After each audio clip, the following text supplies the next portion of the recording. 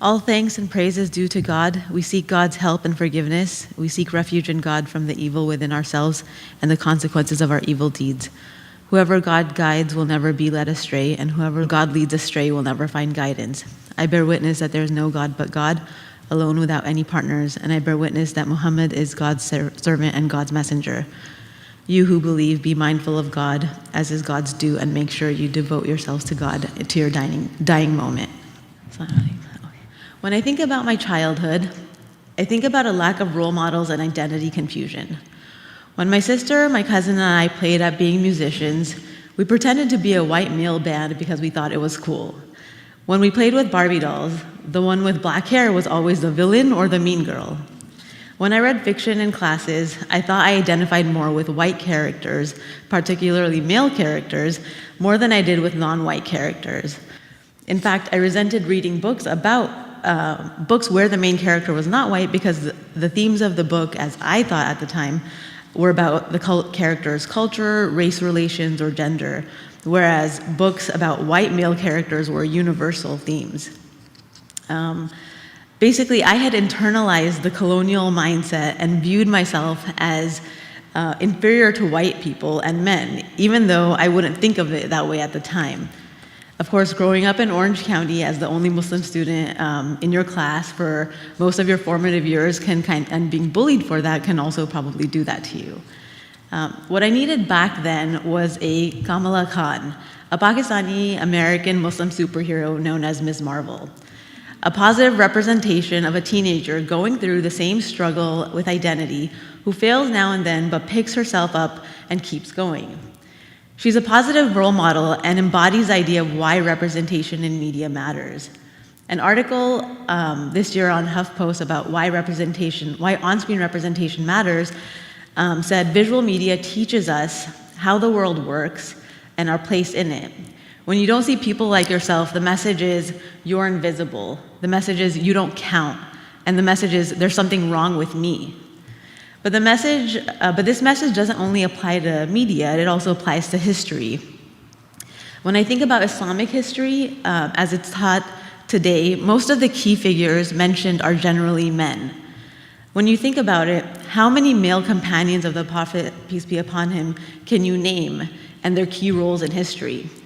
I can also rattle off a few of the male leaders of the Ottoman and the Mughal empires, along with major Islamic scholars. But how many women can similarly be identified? If I'm being truthful, apart from the Prophet ﷺ's wives and daughters, the only other major female figures I can think of are Nusayba, one of the early converts of Islam who fought at the Battle of Uhud, and Rabia Basri, an 8th century Sufi mystic, even though historical records prove that there were thousands of Muslim women who played a key role in the spread of Islam. Growing up, I used to believe that Muslim women were defined by so many shoulds. How women should act, how women should dress, what women should say that we're not allowed to just be. And I think one of the reasons for this is that I didn't have enough examples throughout history of Muslim women being themselves, defining themselves, and creating spaces for themselves that embodied their identities. And this isn't because these examples didn't exist, but because they've been purposefully because they've been either lost or purposefully overlooked in history due to colonialism, politics, or simple misogyny. What I want to do today is showcase some of these examples. I want to introduce you to some amazing Muslim women in history who fought to reshape their lives within and outside the parameters of religious thought, society, and across religious and other identities. Muslim scholars have identified 3 main areas where Muslim women have attempted to enact change throughout Islamic history. The first is where they have asserted control over their personal lives. In larger context, this might seem trivial without significant impact on the broader society, but I think we can all recognize how difficult it is to take charge of your personal life and go against what is expected of you. They may have asserted control by choosing their own spouses, ensuring their husbands remain monogamous, or by refusing to wear certain clothes in defiance of certain social norms and dictates of their husband. And some of the women I'll talk about did just that. The second area is where women work to improve social norms and/or affairs of the state as either writers, mystics, scholars, and they influence the culture, and as scholars were able to influence key decision makers. And the third is where women showed solidarity relating to initiatives by women in support of women. So I'm going to go in chronological order through history, from the early followers of the Prophet ﷺ to the present, but I want you to think of these themes and keep them at the back of your mind. But before we get started, I also want to take a quick minute to recognize that we are now in the first 10 days of Dhul Hijjah, and it's really important to remember that one of the most significant rituals performed during the Hajj commemorates an extraordinary woman's act of faith. Like Hagar, millions of Muslims will be running 7 times between the hills of Safa and Marwa to honor her desperate search for water for her infant son and her faith in God that He would deliver them from their predicament.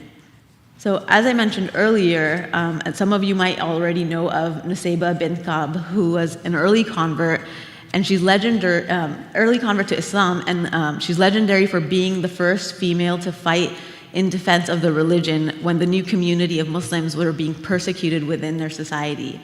She was one of the only 2 women who partook in the second Pledge of Allegiance of Islam by newly converted Muslims. After converting, she fought alongside the Prophet ﷺ in self-defense against the Meccans in the Battle of Uhud, the Battle of Hunain, the Battle of Yamama, and the Treaty of Hudaybiyah. Although initially she just accompanied the warriors into battle to provide assistance, Nusayba began fighting during the Battle of Uhud. The Prophet ﷺ's archers abandoned their position, and the battle turned from victory to defeat, and she was at the Prophet ﷺ's side to protect him from the arrows of the opposition. More so than being the first female warrior in Islam, one of my favorite stories of Nusayba, some say this is Salama, is when she said, when she asked the Prophet ﷺ in the Quran, asked why in the Quran only men were mentioned and women were often deprived of any importance. Soon after this incident, a new verse was revealed that said, "Verily, for Muslim men and women, for believing men and women, for the men and women who are obedient, the men and women who are truthful, the men and women who are patient, the men and women who are humble, the men and women who give charity, the men and women who observe fast, the men and the women who guard their chastity, and the men and the women who remember Allah much with their hearts and tongues. Allah has prepared for them forgiveness and a great reward." What resonates with me about this particular act is that Muslim women wanted to be active participants in the religion, and they boldly asked the Prophet ﷺ why they weren't specifically mentioned in the Quran. Some commentators interpret this question as politically motivated, but I think it reflects the immense love that these early Muslim women had for Islam. To me, it's because they cared so deeply that they wanted to be specifically referenced and this reflected in the Quran and in their religion. Arwa Musa was an 8th century woman who was married to Al-Mansur, the Abbasid Caliph at the time. She agreed to marry him on the condition that he would bind himself to a marriage contract that required him not to take any second wife or any concubines during her lifetime. Arwa enforced this contract consistently. Upon becoming Caliph, Al-Mansur tried to have their contract annulled, but every time she felt that it was threatened, she went to the court to enforce it. Finally, to resolve the issue once and for all, Arwa went to the highest Islamic judicial authority, the Grand Judge of Cairo, and she had him come to Baghdad from Cairo for the sole purpose of adjudicating their marriage contract. The Grand Judge ruled in favor of Arwa, and the contract remained in effect until her death. Contrast this to how many Muslim women today are either unaware of, unable to, or simply don't care enough about their right to formulate or enforce a marriage contract. In so many marriages, the contract becomes symbolic when it can actually be a very powerful tool. And that's what we have reflected here. Maybe because I'm a lawyer, I'm getting more excited about contracts than others might be. But how amazing is it to learn about a woman in the 8th century who recognizes her own value and appreciates her Islamic rights enough to basically appeal her case to the highest judge in the land. The fact that the legal system is accessible to her and is a whole different topic, but the assertion of her rights is something I find very meaningful. A final note on Arwa is that she is also a great example of a powerful woman using her position to help other women who are more vulnerable. In her will, she left an endowment providing for concubines who gave birth only to female children. Rabia Basri is you might also have heard of her, she's lived in 9th century Basra and is possibly one of the most famous women Sufi mystics, or Sufi mystics. The idea of divine love is attributed to her, and she's said to have inspired Rumi more than any other poet. Rabia Basri devoted her life to God alone. She asserted her life to live alone and celibate, to practice that devotion. This is important when you consider that she lived in a society where marriage, especially for women, was the norm. When people questioned her decision, she apparently told them, "I have been left bewildered by worry over 3 things. If you free me from the worry about them, I will marry. First of all, at the moment of my death, shall my faith be sufficient to bring me salvation? Second, will the book of my deeds be given to me in my left hand or my right hand? Third, upon the hour when a party of people are called forth on the left hand to hell and another group from the right hand are summoned to heaven, which company will I belong to?" Rabia Basri was also known to challenge the idea of male superiority. There's a story of men saying to Rabia that all virtues have been scattered upon men's heads. The crown of prophethood has been placed upon men's heads. No woman has ever been a prophet. To which Rabia replied, "All that is true, but egoism and self-worship have never sprung from a woman's breast. All of these things have been the specialty of men." Rabia inspires me because she refused to let social norms dictate her chosen path. In 13th century India, the Mamluk ruler Iltutmish named his daughter Razia Sultana as his heir, choosing her over his sons. Razia immediately faced a challenge from her brother Ruknuddin, who killed his own brother to intimidate Razia and force her to abdicate. Razia, who was a consummate politician, went public in the Jamia Masjid of Delhi and appealed to the general populace for justice. The people sided with Razia, and Ruknuddin was arrested for the murder of his brother, tried in court, and then executed. Razia worked quickly and established her rule. She ordered coins minted in her name as Pillar of Woman, Queen of the Times, Sultana Razia, daughter of Shamsuddin Iltutmish. And the Friday Khutbah was also read in her name. However, her authority could not be considered legitimate until the Caliph of Baghdad also acknowledged it.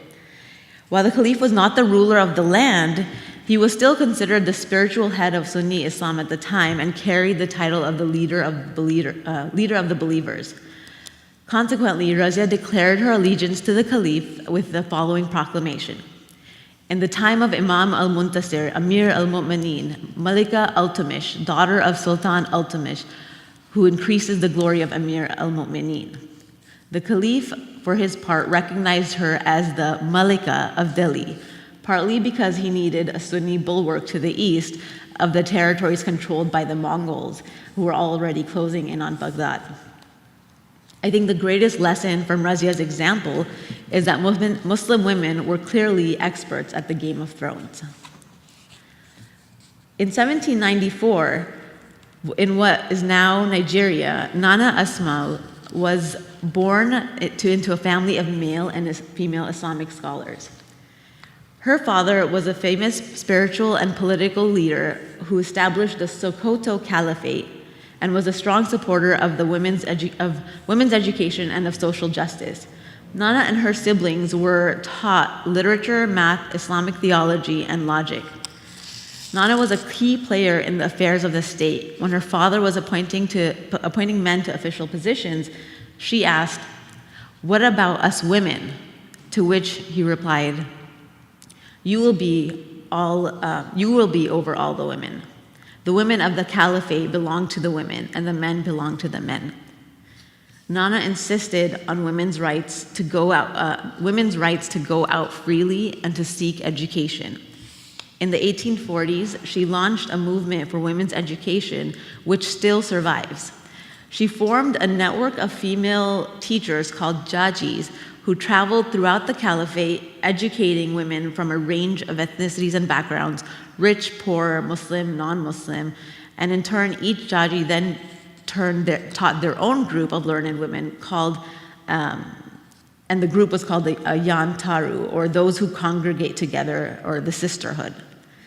Later, Nana married her brother's friend, and when her brother ascended to the caliphate, he appointed his brother-in-law as the vizier. And Nana was made responsible for the welfare of the women and the religious education of the entire community. She devoted her life to educating women, teaching them basic values such as morality and devotion, but equally academic subjects such as law and theology. What I find most fascinating about her is how she took stock of the realities of women's roles and responsibilities at the time and created an educational system to work around work around their responsibilities rather than directly challenge them, and still achieved her goal. She recognized that women, especially rural women, would be unable to leave their homes or towns for significant periods of time, and she developed the Yan Taharu network in response so that the teachers could go to the students. Raja Asya Suleiman lived during the turn of the 20th century in what's now Malaysia. Malay Indonesian society at the time was reacting to anti-Dutch sentiments, resistance to colonial rule, and resulting for a call for, and what resulted was a call for a return to a purer form of Islam. Reactions to these ideas in some ways served to constrict spaces available to women and undermine gender equitable norms. Literature became a medium for self-expression, and many women during this time wrote texts that were intended to be publicly sung. In these texts, women would write about female protagonists. However, there was often a pattern that every time the protagonist made a great accomplishment, they were disguised as men when they were able to do that. So, for example, a woman who posed as an Islamic scholar to save her foolish husband from bankruptcy, a male Islamic scholar. It was in this environment that Asya Suleiman was writing her stories. She began writing as a teenager and published her first work at the age of 20. Her best-known work is a poem that was published after her death. It's considered to be somewhat autobiographical, and the heroine is called Sabariya. Asya's writing raised questions about the position of women in the changing world, and she was among the first women in the region not to hide her protagonist in male attire. Additionally, she also did not shy away from claiming authorship of her work, as was very common amongst women at the time. For me, Asya is an example of how women used writing, literature, and the arts in general as an outlet and mechanism for change. Yang Huizhen was born in an area called Little Mecca by Chinese Muslims, called Little Mecca by the Chinese Muslims of Zuku City in the Henan province in 1913. She ran a women's mosque, which was quite common in that part of China. It was not unusual for amongst the Chinese Muslims of a mature age, or widows, or for women who were married to an imam to enter Islamic schools and prepare themselves for a religious career. What makes her unique is that she was accused by the religious leadership that was backed by the All China Islamic Association of improper use of the mosque, unseemly independent actions in violation of the proper authorities, and lack of consultation with the men's mosque, and a general defiance inconsistent with the code of conduct of a female imam. So what exactly did she do? She opened her mosque to care for orphans. She further shocked the traditional male leadership by expanding her charitable work to include a larger number of Uyghur refugees who had been driven into Shanghai and the surrounding regions from the Sino-Japanese War. When she decided to operate an association of widows to shelter and care for widows and orphans, her contract to run the women's mosque was terminated. It wasn't necessarily that the leadership, it wasn't necessarily the work that she was doing that the leadership found objectionable. It was more the fact that they had not been informed of her activities, and she had raised funds independently and instead of going under the association's umbrella. So she had defied the normal structure, and for that reason, she was kicked out of her mosque. However, she continued to work independently. She rented a new building and continued her charitable work, continued fundraising for herself and financing her work and, without the association. What's significant about her is that she defied these patriarchal constraints in furtherance of her local mosque, of the local Muslim and non-Muslim communities. There's also many more recent examples I can list, from the human rights lawyer Asma Jahangir, Pakistani activist Malala Yousafzai, to Olympian Ibtihaj Muhammad. But the important thing to take away is that there's so many wonderful examples of women, of Muslim women in the past and present that we can take inspiration from. I say what I've said, may God forgive us all. Alhamdulillah.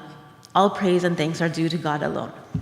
So I shared the stories of women today, not only to hopefully serve as an inspiration to you all, but also to highlight the importance of women's history in general. Ask yourself why we study history in the first place. Some of the reasons we study it is because history helps us understand people and societies. It shapes our understanding of the world, and it helps provide a sense of identity. But if most of the history that we are taught is filled with the exploits of men, then where does a woman's sense of identity in history come from? Going back to the research relating to visual media, a 2012 study that focused on children found that TV made viewers feel good about themselves, if those viewers were white boys. In contrast, girls and boys of color reported lower self-esteem as they watched. The researchers were confident that it was the lack of representation that could be responsible for this effect. They referred to the term symbolic annihilation, which is the idea that if people don't see people similar to themselves in media, then they interpret that to mean that they are somehow unimportant. Maybe if I had learned a little bit more about Muslim women in history while I was growing up, I would have found role models to emulate that were more like myself and less like Alexander Hamilton. I would have had more confidence in myself rather than believing that I was somehow less than because I was a brown girl. I also want to make sure that we don't have another generation of young girls who are being robbed of Muslim role models. So let's make sure that we start digging deeper into our Muslim history for women achievers, that we ask our leaders to include more examples of women in their lectures, and that we share what we learn with young girls so that they never have to struggle with low self-esteem for a lack of role models. God says in the Quran, the believing men and the believing men and the believing women are allies of one another. They enjoin what is right and forbid what is wrong, and establish prayer and give charity, and obey Allah and Allah's messenger. Those Allah will have mercy upon. Indeed, Allah is exalted and might and wise. God commands justice, doing good, and generosity towards relatives, and God forbids what is shameful, blameworthy, and oppressive. God teaches you so that you may take heed. Wa aqimina salah. Let's perform the prayer.